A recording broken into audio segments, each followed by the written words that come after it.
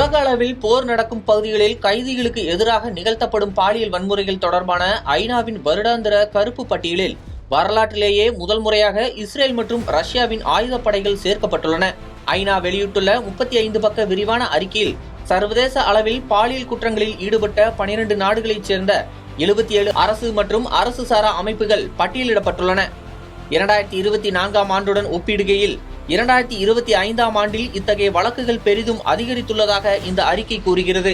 பாலஸ்தீனத்தில் காசா மற்றும் மேற்கு கரை பகுதிகளில் இஸ்ரேலிய ராணுவத்தினால் சிறைபிடிக்கப்பட்ட கைதிகளுக்கு எதிராக முறையற்ற பாலியல் வன்முறைகள் நடந்துள்ளதாக ஐநா அறிக்கை தெரிவிக்கிறது. இதில் காசாவை சேர்ந்த 14 ஆண்கள், 7 பெண்கள், 9 சிறுவர்கள் மற்றும் ஒரு சிறுமி உள்ளிட்டவர்களை இஸ்ரேல் ராணுவம் மிக கொடூரமாக பாலியல் வன்கொடுமை செய்துள்ளதாக ஐநா ஆவணப்படுத்தியுள்ளது. இஸ்ரேலிய சிறைச்சாலைகள் மற்றும் சிறப்பு போலீஸ் பிரிவுகளில் கூட்டு பாலியல் வன்கொடுமை மட்டுமின்றி வார்த்தைகளில் சொல்லக்கூட முடியாத அளவிற்கான கொடூரங்களை நடத்தியுள்ளதாக இந்த அறிக்கை கூறுகிறது. மேலும் ஹமாஸ் அமைப்பின் மீதான பாலியல் புகார்களை தொடர்ந்து பட்டியலிடும் ஐநா, இஸ்ரேல் தங்களுக்கு உரிய கள ஆய்வு அனுமதியை வழங்க மறுத்ததால் ஹமாஸ் மீதான பல விவரங்களை சரிபார்க்க முடியவில்லை என்றும் குறிப்பிட்டுள்ளது. உக்ரைனுக்கு எதிரான போரில் சிறைபிடிக்க போர் கைதிகள் மற்றும் பொதுமக்களுக்கு எதிராக ரஷ்ய ராணுவம் பாலியல் வன்முறையில் ஈடுபட்டதாக கூறி ரஷ்யாவும் இக்கருப்பு பட்டியலில் சேர்க்கப்பட்டுள்ளது.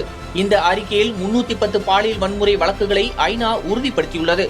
உக்ரைன் தரப்பில் பதிவான 31 வழக்குகளில் பெரும்பாலானவை 2025க்கு முன் நடந்தவை என்பதால் உக்ரைன் இப்பட்டியலில் சேர்க்கப்படவில்லை. ஐநாவின் இந்த அறிக்கையில் உண்மை இல்லை என்று தனது கண்டனத்தை பதிவு செய்துள்ளது ரஷ்யா. ISIS, ஹமாஸ் போன்ற கொடூர பயங்கரவாத அமைப்புகளின் வரிசையில் இஸ்ரேலையும் நிறுத்தியுள்ளது ஐநா. அதனால் இனி ஐநாவுடன் எந்த தொடர்பும் இல்லை என இஸ்ரேல் கூறியுள்ளது.